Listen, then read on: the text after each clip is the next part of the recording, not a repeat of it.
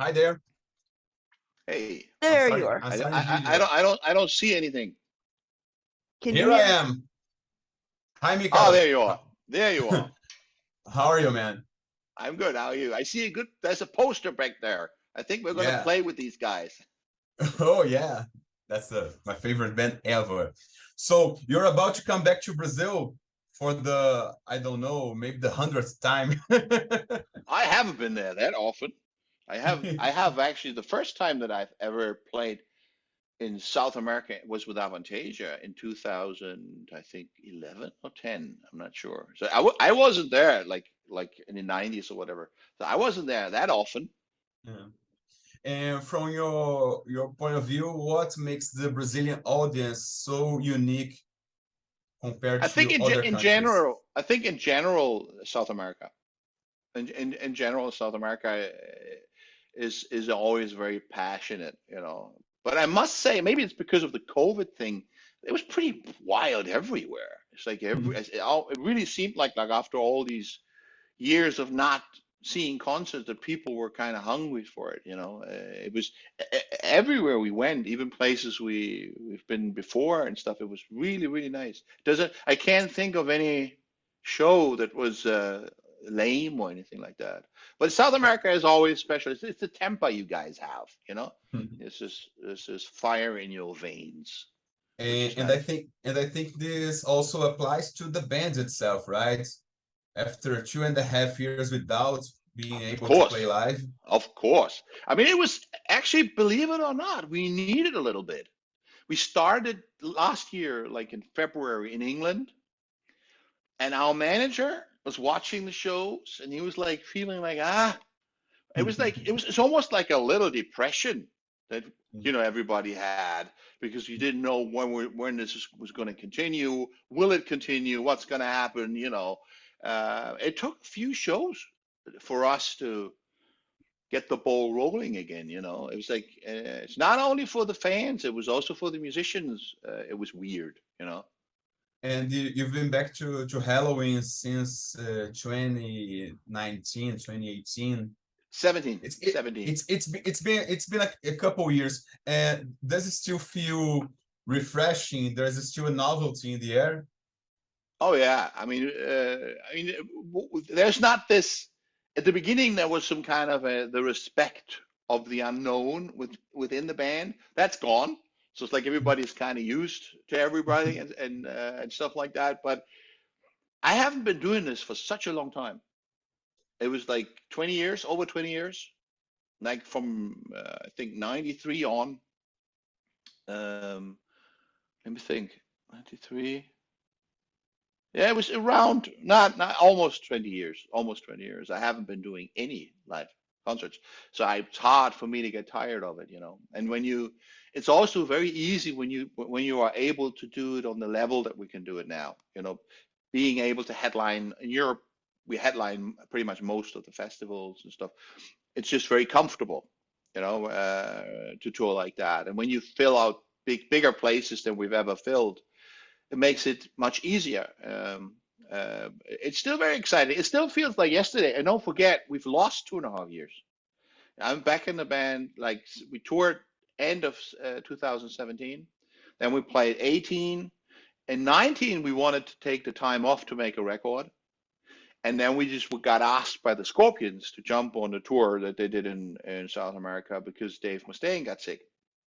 So we jumped on that tour. But other than that, it would have been no playing 2019. And then you had 20, 21 off. So it wasn't that much of touring that we did, you know, because of how it went down with the pandemic and stuff. And what's the secret to keep things working now as a seven piece? I don't think it is difficult. It is not difficult because I mean I've been in the band since the 80s. I was at school in the 70s, but I joined the band in 87. I was 17 there, or 18, 17, something like that. Um, it doesn't get boring for you because of the energy that the audience. I mean, it doesn't matter what you think before a show yourself, you know. As soon as you're on stage and there's an energy wall coming at you, because all those people come to see you. We're not a starting band. When you start as a band, when you open up for an act as an unknown band, you get a different energy. They don't know you. It's much more difficult. But when we play and people come to see us, they know us and they have a very positive, spirit that comes at you, and it carries you. It doesn't matter. Even if you cannot hear certain songs anymore when you practice it in the rehearsal room, as soon as you play it on stage and you feel the reaction and you feel the emotions of the audience, it's like you play it for the first time. And this saves your ass all the time because it doesn't get boring. It's not possible as long as people are there, of course. And when you think of the songs you sing live and the emotion it causes on people, which song is your favorite to sing when you think of the reaction? I have a bunch. I mean, I love Eagles Fly Free. I think that's always very powerful. And since that was Keeper 2, which was a very successful record for the band, a lot of people connect personal stuff with particular songs, but especially with that song. I always feel like sometimes I see people cry in the audience, believe it or not. Especially Eagles Fly Free. It's because it has such a epic kind of song. And there are a whole bunch of songs which are amazing. I love March of Time. I think that's that. I love Keeper, Helloween, the song, Skyfall. We have a whole bunch of songs that I like, but Eagles Fly Free is, I think, my favorite. I gotta confess that I actually cried the first time I listened to A Tale That Wasn't Right live. All right. Yeah. And that's great, just like that, how the emotions that music can raise in people. So beautiful. And like I said to the guy I was talking to before you, he's from Colombia, how universal music is. It doesn't matter where you play. It doesn't matter the country, the language, whatever. Music connects you. And if we played in Russia, Russia is at a very difficult state at the moment. They turned into a fascistic country. It's very. But when we played there, like a number of years ago, it was just like everywhere. The people were just as sweet. They were just exactly the same kind of people. That's the best thing about music, and especially live music, in my opinion. There are no borders. There are no nations. It doesn't matter. Speaking of the most recent Helloween album, do you think it can bear maybe a classic status as long as time goes by? It always needs time. When a record is new, it will never have the impact than a record that is like 30 years old or whatever, because people grew up with it, But a few years go by and we continue to play some of the songs, I'm sure they're going to become classics. I doubt that it's ever going to be like with the Keeper records because they have had such an impact. It's with every band. Every band has specific records that made their career. Iron Maiden, for instance, they will always have to play Run to the Hills, Hallowed Be Thy Name, Number of the Beast. It will always be these kind of Metallica, the same story. They will always have certain songs that are just classics that you cannot beat with a new album, But I think we did pretty good, and I hope with the next one we go a bit more creative, like we didn't put the ballad on it. Andy has a great song, which is a slow song, which I thought was amazing. That's going to be on the next one. Kai has just sent me a song yesterday in the evening that was pretty amazing. That was almost like Queen-like, with the like piano parts and then rock parts and stuff like that. So I just hope that we're gonna go a bit more unexpected. The last one was pretty much what everybody was expecting. We didn't plan to do it, but it just happened that way. This is the way the songs were picked and whatever. And I hope the next one is a bit more unexpected. And when you think of your career as a whole, all the records you sung on, which one is the most special? Which one do you think it's the most important records you've done? Keeper 2. Keeper 2? Yeah, I think so. No doubt about it. No doubt about it. It was also the best time. It was The problem started when Kai left. Like, I'm not so much about the outside world, but within the band.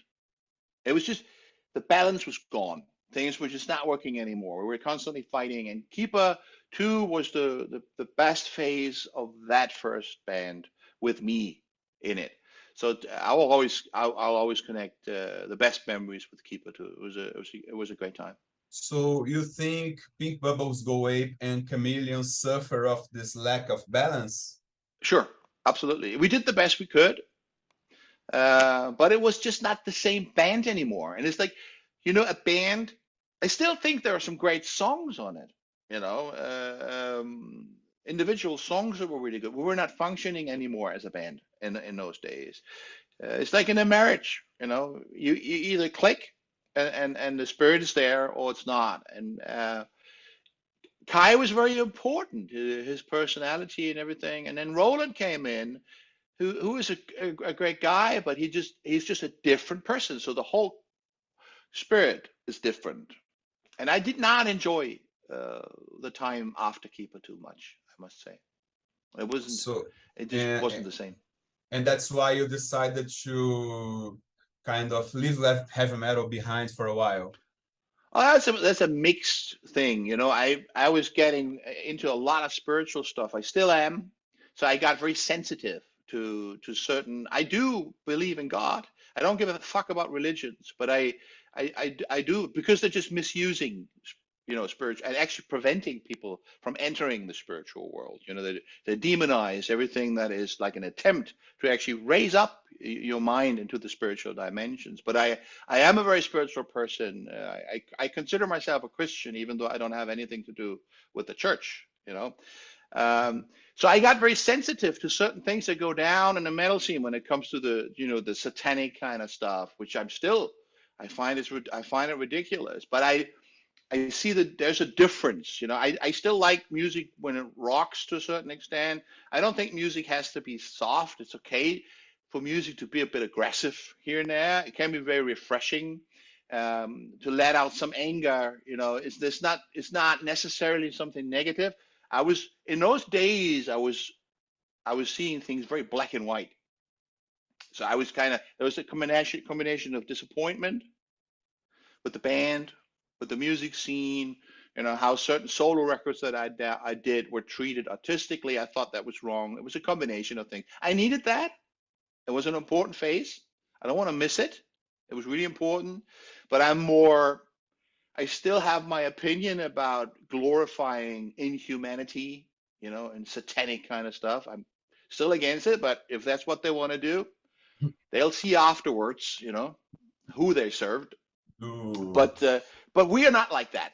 We were never like that. We always had an uplifting, idealistic spirit, actually a good sense of humor too. Helloween was always very different. So it was not necessary to throw that in the same kind of bag. And do you think people should give a second chance to your solo stuff from the 90s in the future? It doesn't.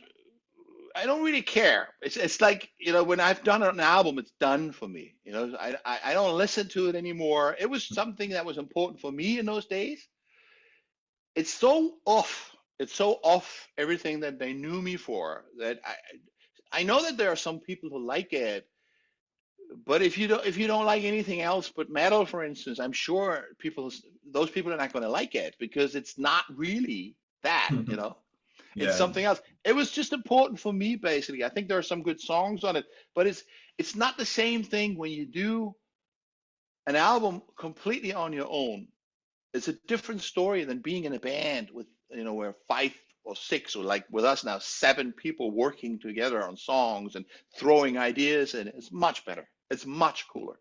I will do another solo record, but it's going to be a lot of covers, songs that I like, will be mainly acoustic music. I can't tell you when it's going to come out. It's not going to sound like anything that I've done before, but it's a different story. Some people might like it. I, for instance, enjoyed the solo stuff of Chris Cornell. I actually liked it more than some of the Soundgarden stuff. Maybe that's just me, but it's like I just like a whole bunch of the stuff that he did on his own. It's a matter of taste. I don't really care if people gives it a chance or not. It's done. It was important for me when I released it, but it's done. I don't think you can even get them. Can you anticipate some of the artists you'll be covering on this new album? I'll do a song of Billy Joel. Let me think. I do a song of Police, um, Beatles. Uh, Very different stuff. I do a song of U2. My favorite tunes, songs that I really love. And of course, they don't sound at all like the originals. I do that complete. Sometimes I do a Beatles song that used to be a very big production, just with an acoustic guitar.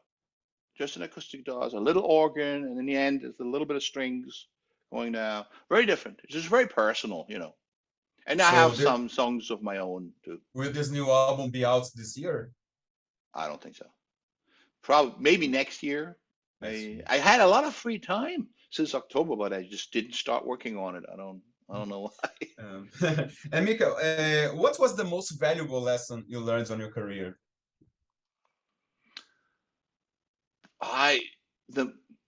It's not one lesson. I think I just grew. I just grew out of these extreme experiences, disappointments, and those 20 years where I was completely on my own. I learned a lot, um, and I don't want to miss it. It's especially when you love something and it ends like that. It's always difficult. I think it's the same thing when you are married and a marriage goes wrong. It's not easy. But nothing, everything happens for a reason. I think it was something that I had to experience, everything I had to experience to grow and to learn out of it. And I think we did. I think we all did. My relationship with Michael Weikath is completely different now. It was pretty crappy in the 80s, and it's totally fine now. And he has changed too. And that's why we're here. It's not so much about money. That's just a side effect. We all need it, but that's not why we're here. We're here to learn. This is a school. This is the kindergarten of God. There are lots of worlds out there, much more developed than we are. Mhm. And are you planning to do something special for the Brazilian audiences in the forthcoming concert? Well, it's a festival, so it's going to be very compressed. We have, I don't know, 60 or 70 minutes. I don't know. So we will basically shoot out a whole bunch of our strongest hits, to attract some people that don't know us. It's not a Helloween show. It's a festival where we play with them in a more compressed form because we don't have that much time. But it's like you do these festivals because you can maybe attract some people that don't know you. So it's going to be a lot of songs, very compressed, and with a pretty high level of energy, I would say. When you do a headline show, you have time, so you can fool around and you can stretch things out if you like. On a festival like that, you can't do that. So it's going to be very, very, very compressed. And my last question is about what do you still want to accomplish as an artist? Do you still have a dream to pursue, or can you say that you were prized with much more than you ever imagined? I mean, I'm not at all satisfied ever, to be honest with you. Eh, I want to write songs better than I did. I would love Helloween to do, like I said earlier, I don't know if I told you that, but I would like Helloween to do a very creative record next time. We were creative on the previous one, but the songs which were picked, they were like, it was very clear that this probably works. And I don't mind stepping out of the comfort zone a little because there's still, I think we've always been a band that did a whole bunch of things. When you look at all the records this band has done, from the beginning through all the years, they're all very different. They all sound different. It comes from metal to even pop songs, you know, like Kiss. Kiss is another example for it. They have like a whole wide range of materials.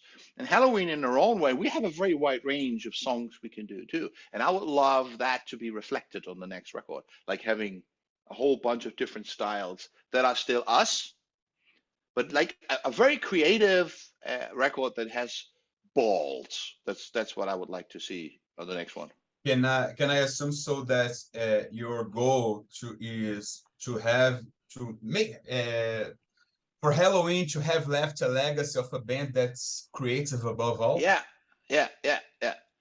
You know, it's always easy to live by your legacy. It's always easy to have, and all those bands we talk about these days, like Metallica, Iron Maiden, Judas Priest, they all, Scorpions, Kiss, they all live on their legacy. They have done great records. The fans love it. They come to the shows because they want to see the songs. They want to hear the songs and see the band playing those songs. That's always great. It's fun, but it's safe, you know. And it's like, and to be able to put out records that are relevant, you know, even in our time now, that's a goal. We did very good with that first record we did in the Pumpkins United thing, but I think we can do better. So the best is yet to come, right? I hope so. I cannot promise anything because it's not me, it's all of us, but the potential is there. It's just it's a question of if the songwriters are brave enough and if we are able to figure it out and how the creative energy is. But that would be my perfect goal when it comes to this band, to make records that in 10 years time maybe stand the test of time, and some of the songs on those records mean as much to the audience like the older ones. That would be amazing. Some bands manage to do that, and I would love Helloween to be one of those, you know. And I would love to see Helloween live next month. Thank you so much for your time. Hope you enjoyed this conversation as much as I did. I did. One last request. Would you please put maybe horns up for the Prince Spring? Thank you so much, man. Bye-bye. I do. Bye-bye. All right. How do I end this?